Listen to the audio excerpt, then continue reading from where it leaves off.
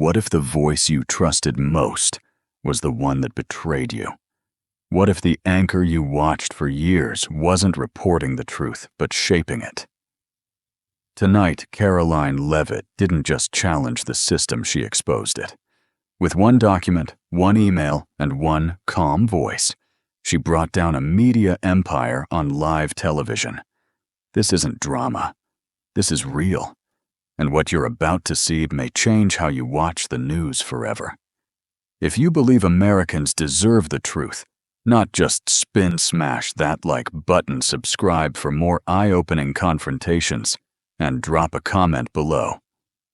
Who do you trust in today's media war? And don't forget to share this video with someone who still believes everything they hear on the 6 o'clock news.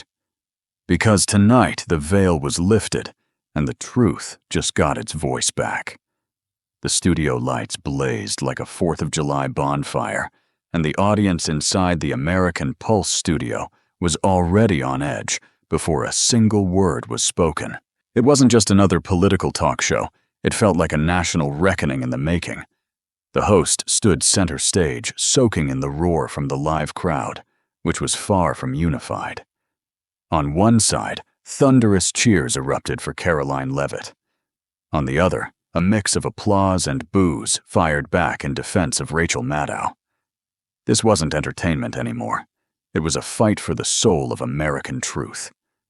The theme tonight wasn't buried in jargon or hedged with vague moral platitudes. It was direct, blunt, and impossible to ignore: the Trump administration, the media, and the question who controls the truth. The host raised a hand to quiet the noise, his voice amplified with the practiced drama of a prize-fight announcer. Ladies and gentlemen, tonight, we bring you two titans from opposite sides of the American divide. One defends the America First agenda. The other defends the press. But both claim to stand for truth. He gestured stage right. Karoline Leavitt, 27 years old. Former White House press secretary. Conservative, firebrand, and rising voice of the MAGA generation. She walked out confidently in a tailored navy blue dress with red accents not loud, but unmistakably intentional. The conservative crowd roared.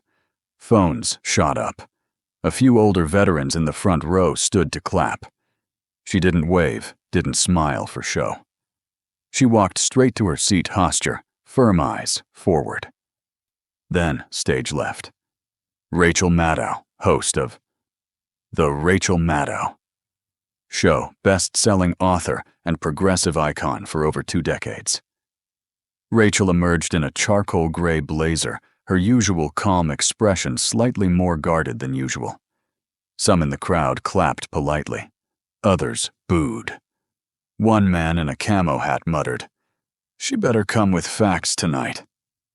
Rachel took her seat with composure, but her hands briefly gripped the arms of the chair. She wasn't here to charm anyone. She was here to win.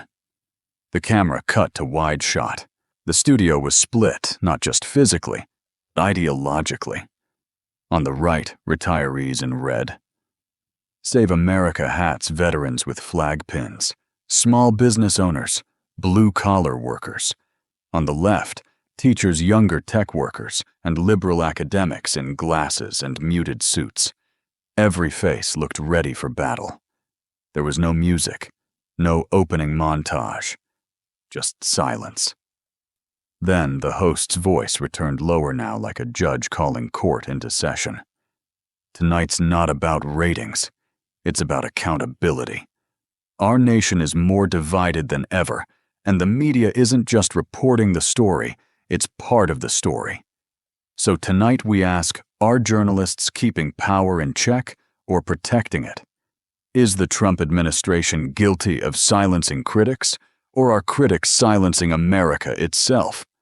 A murmur ran through the crowd. And more importantly, are you, the American people, being told the truth? Rachel leaned forward slightly. Lips pressed, already prepared for the first volley. Karoline stayed still, but her eyes scanned the crowd, as if memorizing their reactions, before a single debate had begun. She was calculating, but calm.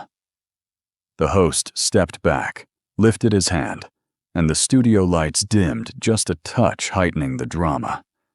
Round 1 begins now. And just like that, the American Pulse wasn't a studio anymore.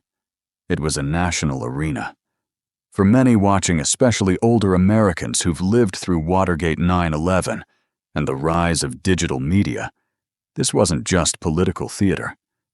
It was a test of who could still be trusted. And deep down, everyone knew only one voice would survive this broadcast untarnished. The tension in the American Pulse studio hadn't eased one bit since the opening bell. If anything, it had thickened, and older viewers watching from home could feel it. This wasn't about politics anymore. It was about reputation's power and truth. The host had barely stepped back when Rachel Maddow leaned in and took the offensive. Her voice was steady, but there was an unmistakable edge to it, sharp like a prosecutor addressing a jury. Before we pretend this is a moral debate, Rachel began holding up a printed document with highlighted sections. Let's talk about what the Trump administration actually did to the press behind the scenes. The screen behind her flickered to life, displaying the bold header, "Confidential Briefing." Internal communications between Trump's staff and Twitter officials. August 2020. Rachel continued, her tone more forceful now. This memo was leaked last month. It shows direct pressure from senior officials to suppress voices critical of the president, including independent journalists, former intelligence analysts, even sitting members of Congress. And if you look at page 4, she turned the page deliberately, her eyes scanning for the kill shot.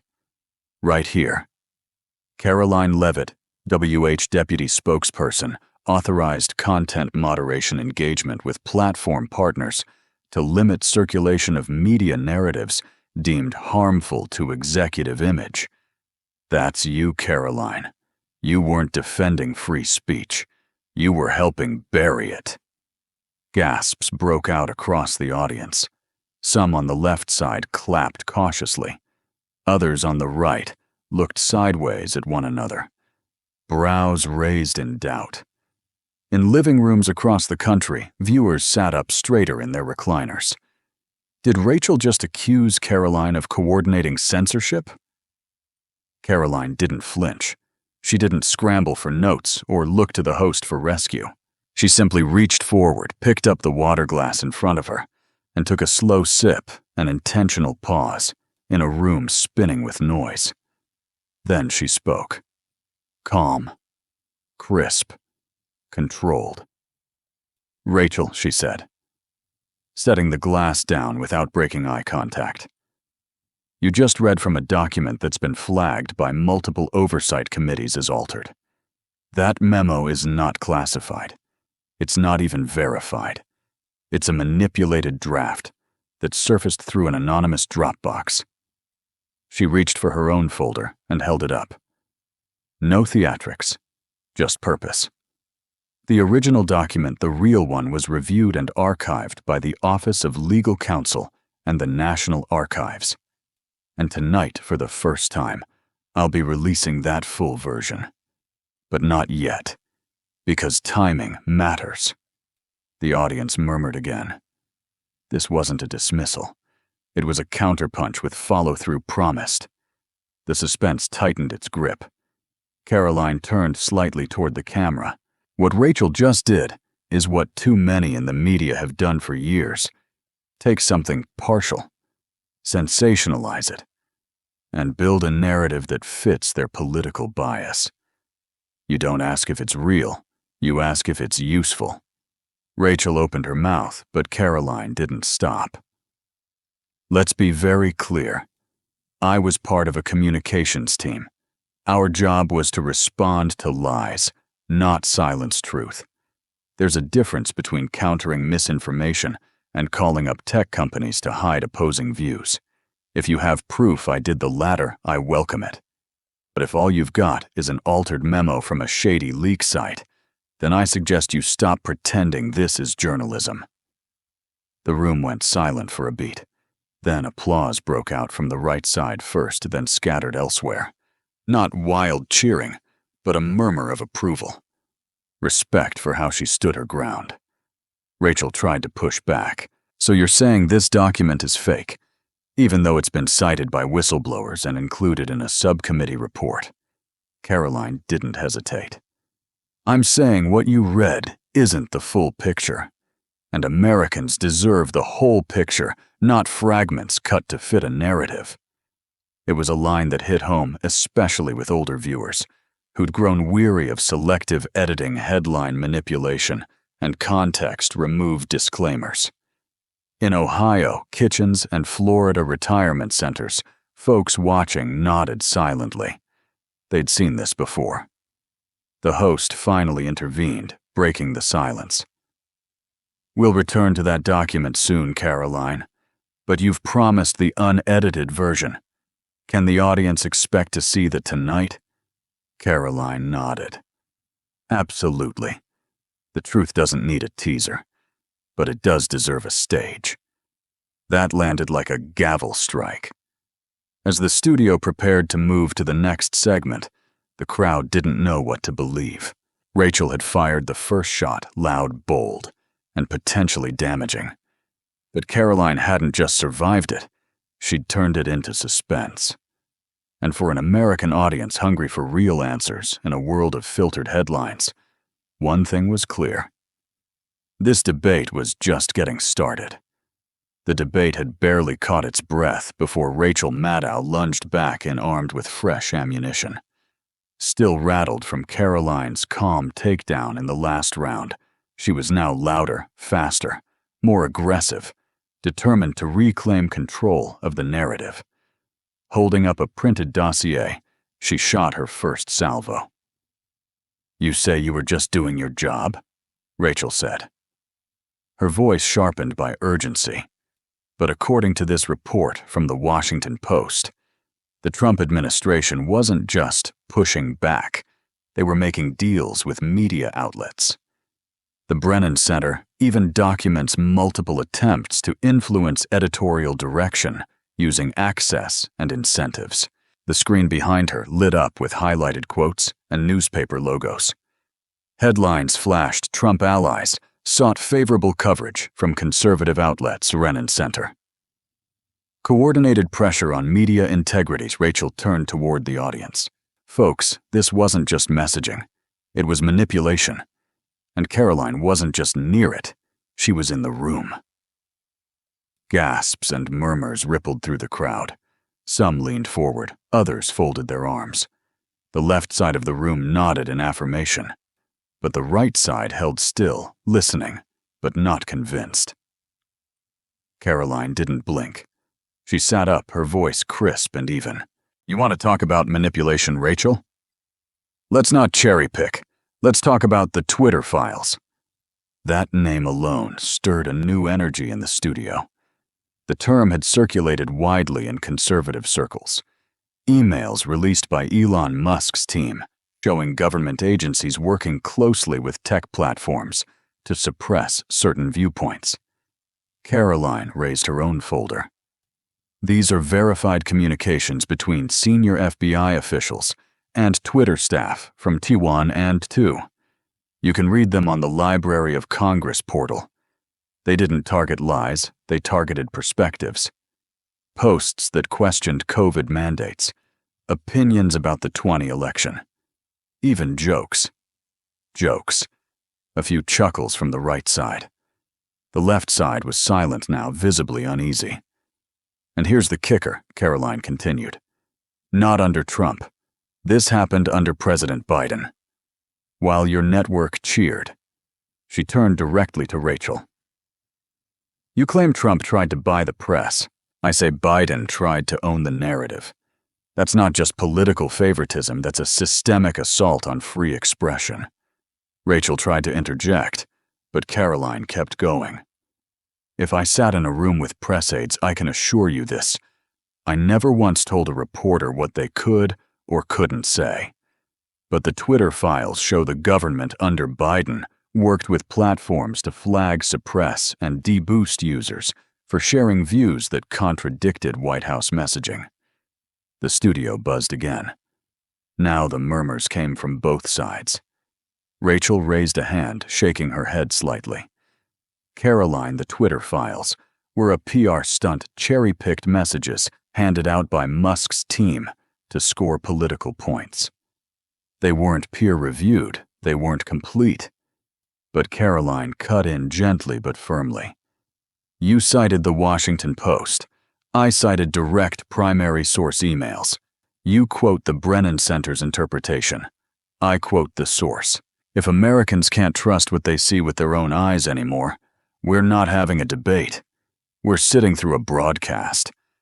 The line landed hard. One man in the crowd, a Vietnam veteran in a denim vest, nodded slowly. A woman in the second row crossed herself. A third held up a sign that read, simply, "Let us read the truth." The host finally stepped in. Let's clarify. Karoline, are you saying the Biden administration through federal agencies coordinated digital censorship? Karoline didn't hesitate. Yes. And I'm saying they did it with the quiet approval of networks like MSNBC, not to protect the American people, but to protect the narrative that keeps them in power. That was the sentence that cracked the atmosphere like thunder. It wasn't spoken in anger. It wasn't screamed, but it echoed. Rachel's face tightened. Her fingers curled around the arm of her chair. She tried to regroup, but the crowd wasn't hers anymore. Older viewers watching from home. The ones who grew up watching Walter Cronkite and believed journalism meant objectivity felt something shift. This didn't feel like politics. This felt like betrayal.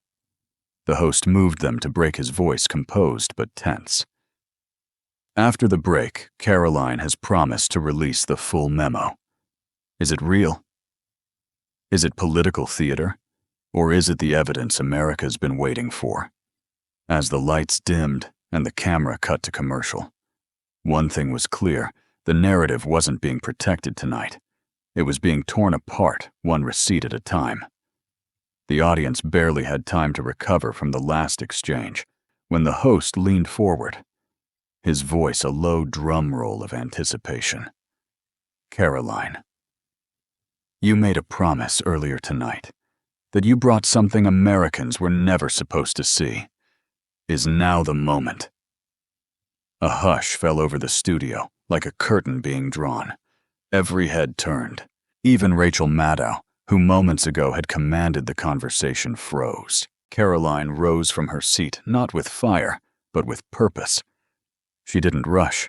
She didn't smile. Instead, she reached calmly into her folder and pulled out a 2-page document. The top corner bore a bold red stamp. Confidential. Now declassified. You could hear the tension thicken. Karoline held the document up, letting the camera zoom in for the world to see. This memo, she said clearly, was written on June 17th, 2008. Circulated within the White House Communications Office, but never released to the public. She turned slightly toward the crowd. And tonight, for the first time, you will hear what it actually says. She began reading word for word. No commentary, no spin.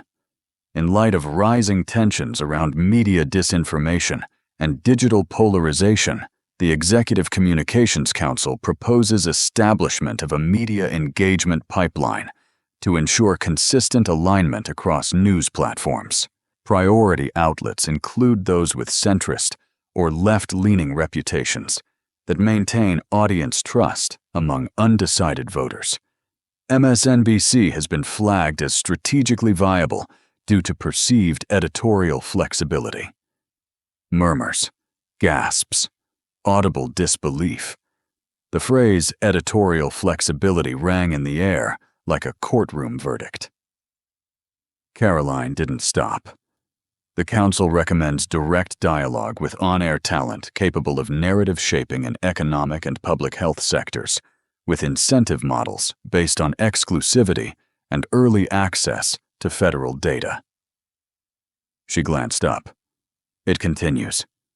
But let me save you the legal jargon. This memo lays out a plan inside the White House to not just communicate with the press, but to strategically influence them. Not all of them, just the ones they believed could be swayed. Now the room wasn't murmuring. It was holding its breath. Karoline reached for a second page, this one less formal, an email printed in full. And here she said, "Is where thing get personal." She read slowly, deliberately. "If the administration is prepared to offer our team exclusive insight into next month's employment and inflation forecasts, I can ensure the tone of our coverage shifts accordingly. We're already adjusting our segments on federal stimulus and industrial recovery. Let's talk timing." Then the signature, Rachel Maddow. A loud gasp erupted from the studio. Some stood up. Others shook their heads. Several in the conservative section pointed at Rachel, visibly furious. On the live feed, chat comments were exploding. And at home in living rooms across the country, remote controls were set down as Americans leaned in. Rachel's expression collapsed into stunned disbelief. Her mouth opened slightly, but no words followed. Karoline continued, voice like steel, wrapped in calm. This wasn't from a fake drop site. This wasn't part of a narrative. This email was recovered from a White House records request filed last year. The metadata has been verified. The source has been authenticated. And no one, not even you, Rachel, has denied its existence until now. The host, for once, had no words. He turned slowly toward Rachel. She tried to speak, voice cracking, that could have been taken out of context. Karoline raised a hand, silencing the moment with precision. Then read us the context. Read us the rest of that email, the rest of the thread. Go ahead. I'll wait. Rachel said nothing. Karoline stepped closer to center stage.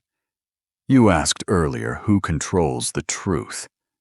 Well, tonight, the American people are finally seeing who tries to shape it and who dares to reveal it.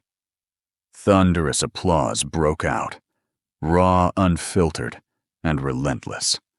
The crowd erupted. A woman in the second row was crying. A veteran stood up and saluted. The chant began slowly, then grew with truth, truth. The host finally stepped in, voice echoing above the storm. Ladies and gentlemen, what we've just heard is a historic moment, not just for journalism, but for this nation. The camera panned to Rachel Maddow, pale, still silent. Karoline returned to her seat, calm as ever. No fist pump, no celebration. Just the look of someone who knew the truth, speaks loudest when delivered without fear. And in that moment, America wasn't watching a debate. It was watching a reckoning.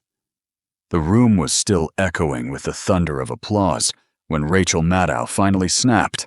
Her voice cracked as she stood abruptly, her hands trembling slightly at her sides. That's a lie, she shouted louder than anyone expected. I never wrote that email. This is fabricated, malicious, completely made up. Crowd, which moments earlier had erupted in chants of truth, truth, truth, turned sharply. The left side of the room looked stunned, searching her face for certainty. The right side, however, smelled blood. A few booed. Others shouted back.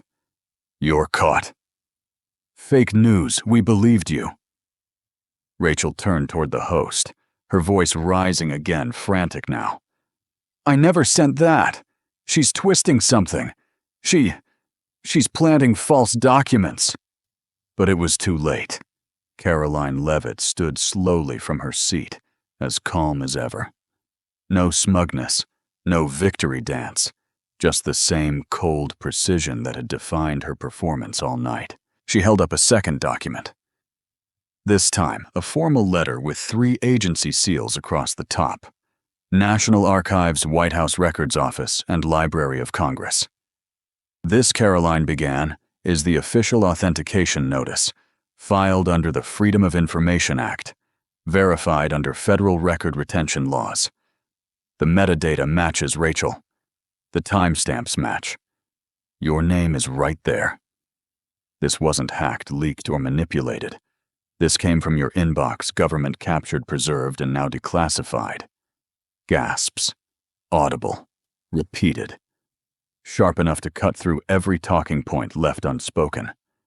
Rachel's face paled. Her mouth opened again, but no sound followed. Would you like to see the verification codes? Karoline added, holding up the bottom page and turning it toward the camera. Or would you prefer the American people read it for themselves? She placed the documents gently on the table in front of her, then folded her hands. The gesture was deliberate, a surgeon stepping back after finishing a delicate procedure. Rachel staggered slightly as she tried to respond. Her voice was shaky, almost slurred. This isn't how it's supposed to go.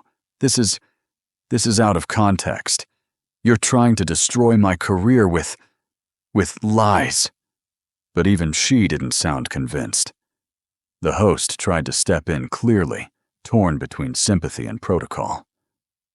Ms. Maddow, are you saying the documents are entirely false?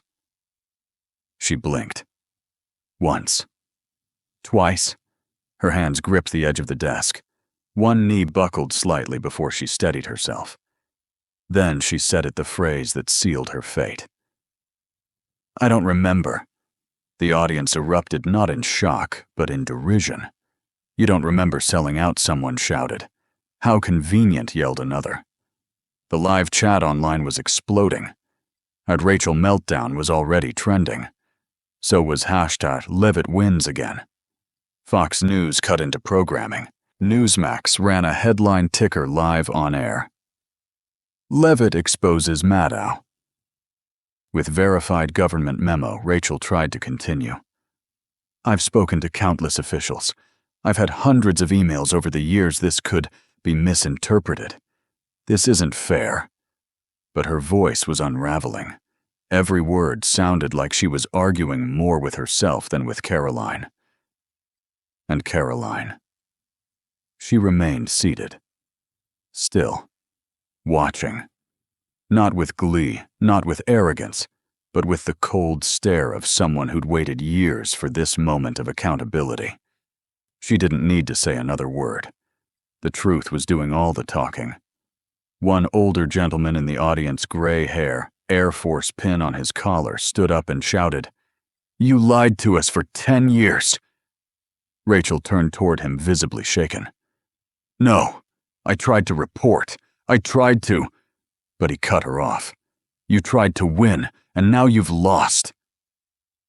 The room fell deadly silent for several seconds, the kind of silence no stage manager can choreograph.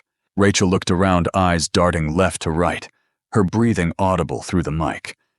She finally slumped back into her seat. Shoulders dropped, head bowed. It was the image that would define the moment for millions. Even legacy outlets couldn't spin this one. CNN issued a breaking news alert. CBS aired a mid-segment update. MSNBC stayed silent. And at home, tens of millions of Americans, especially older viewers, who had spent years watching Maddow's nightly show, felt betrayed. Not just because of a document, but because the one they trusted had nothing left to say. The host finally returned to center stage, visibly shaken, but composed. Ladies and gentlemen, tonight you've witnessed something rare. Not a debate, not a disagreement, but a collapse of credibility, live undeniable and irreversible. He turned toward Karoline. Ms. Leavitt, is there anything you'd like to say before we move to final remarks?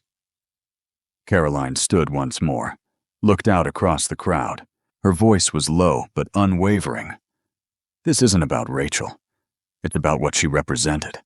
a media system that forgot its duty to inform and instead chose to manipulate. But tonight, that veil lifted, and Americans finally saw what's behind the curtain. She sat down. Nothing more. The studio lights dimmed briefly as the segment wrapped, and the cameras panned out across a shaken audience. Maddow sat still, hands clasped, eyes fixed on the floor, no longer a journalist in control, but a symbol of something bigger the moment legacy media was forced to answer to the truth. And Karoline Leavitt. She wasn't just winning a debate. She was rewriting history. The camera had barely cut to black when America's screens, phones, tablets, desktops lit up like wildfire.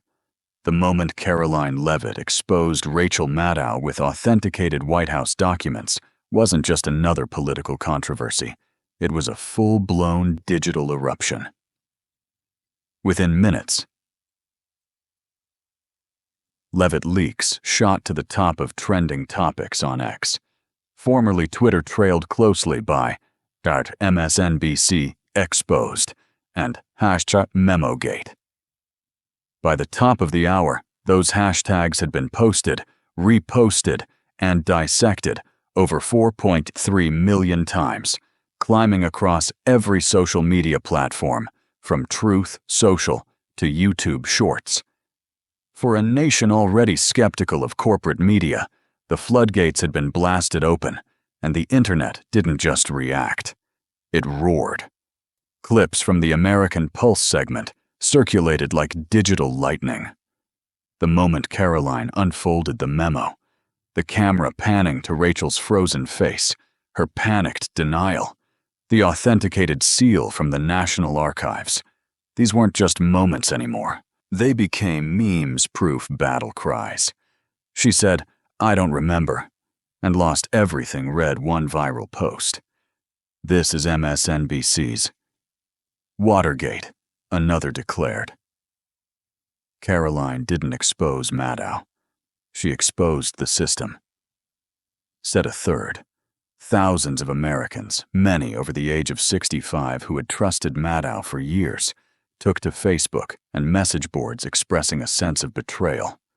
One retired Army colonel from North Carolina posted, "I defended Maddow to my kids for years. Now I see I was defending a mirage." Conservative voices praised Leavitt as a generational leader. Fox News ran a banner across its primetime lineup reading, "The Memo That Shook America." Rachel Maddow caught Tucker Carlson on his evening webcast, called the moment a seismic shift in trust, and compared it to the fall of Dan Rather. We haven't seen a media collapse like this since the Rathergate scandal. But this time, it's even more public, more digital, and more devastating. But it wasn't just conservative America that took notice. International media moved in fast. The BBC aired a segment titled "American Journalist Caught in Political Memo Scandal," interviewing press freedom experts who cautiously questioned how deep media-government collusion could go. In France, Le Monde ran a front-page article, "Les États-Unis face à une crise de confiance médiatique." Karoline Leavitt dévoile une bombe politique. In Germany, Der Spiegel analyzed MSNBC's silence as the most deafening corporate retreat of the year. Even The Guardian, usually sympathetic to progressive media, admitted the memo's authenticity could not be immediately refuted. And perhaps most tellingly, MSNBC, the very network at the center of the storm, went completely dark. The next morning, Rachel Maddow's nightly show did not air. No explanation was given. Viewers tuning in were met with a quiet rerun of a 2-week-old segment. No updates, no tweets, no press release, nothing. Requests for comment from major outlets ABC, the New York Times, NPR were met with silence or vague no response at this time statements. And so, the silence became its own admission. Meanwhile, Karoline Leavitt's clip, the precise moment she read Rachel Maddow's email aloud, was now the most viewed political video on YouTube that week, surpassing 14 million views within 24 hours. It was shared in veterans groups, Bible study forums, even retirement newsletters in Ohio and Florida. One pastor from Tulsa posted on X, "Karoline spoke for every American who ever felt lied to and told to sit down." Another woman, 68, wrote, "I never trusted politicians, but I trusted the media. Now I trust Karoline more." And therein lay the deeper impact. This wasn't just a win for Karoline. It was a collapse in confidence for an entire institution. In diners, churches, and barbershops, the conversation was no longer, "Did she lie?" It had evolved into something bigger. How long have they been lying? Karoline Leavitt hadn't just exposed a scandal. She had broken the illusion. And once broken illusions don't get rebuilt. They shatter and disappear. As for Rachel Maddow, her digital presence vanished. No posts, no comments, no defenders bold enough to challenge the memo's legitimacy. MSNBC, once the flagship of progressive commentary, now faced what one financial blogger called a credibility cliff. Advertisers began pulling quietly. A media watchdog noted that over 8 national sponsors had paused ad buys within 48 hours. Viewership dropped 17% in a single day. And all of it, every last wave of fallout, traced back to one moment, a memo. A woman unafraid to read it. And a media empire that never saw it coming. In less than 24 hours, the scandal had gone from a talk show segment to a full-fledged media reckoning. And the American people, especially those who'd spent a lifetime listening to the news, finally asked not out of anger, but clarity. "What else have we been wrong about?" Karoline didn't answer. She didn't have to. The truth was already speaking louder than words. The world was still catching its breath. In less than 24 hours, America had witnessed a media icon fall, a once unshakable network go silent, and a 2-page memo spark what many were already calling the Great Reckoning. The hashtags had trended, the sponsors had fled, and the ratings had collapsed. But inside the American Pulse studio, one final moment remained. The lights dimmed slightly. The roar of the audience began to fade into a reverent hush. Karoline Leavitt stood slowly, not with the urgency of a politician chasing applause, but with the clarity of someone who knew exactly why she came and who she came for. She turned toward the center camera. The spotlight narrowed. Her expression softened, but her voice was firm. Measured, unapologetically calm.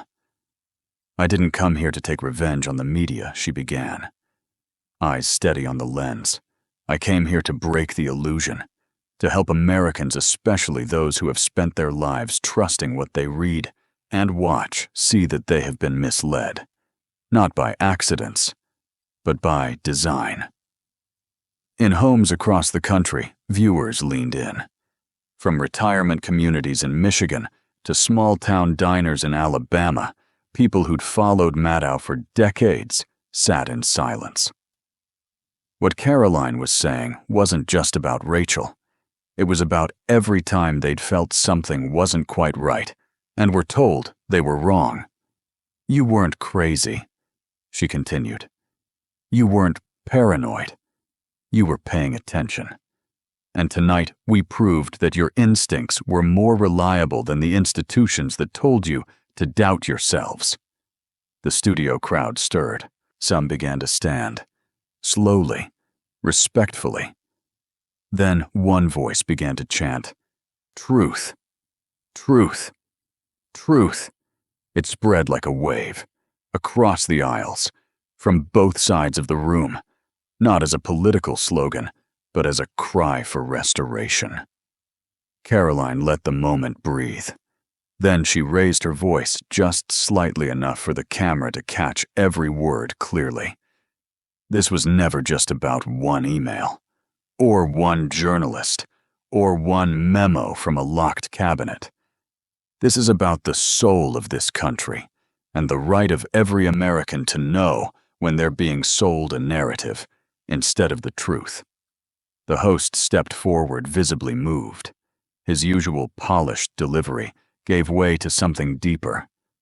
Karoline Leavitt didn't just expose a document. She rewrote the expectations of what media accountability looks like. Tonight wasn't just a moment, it was a message.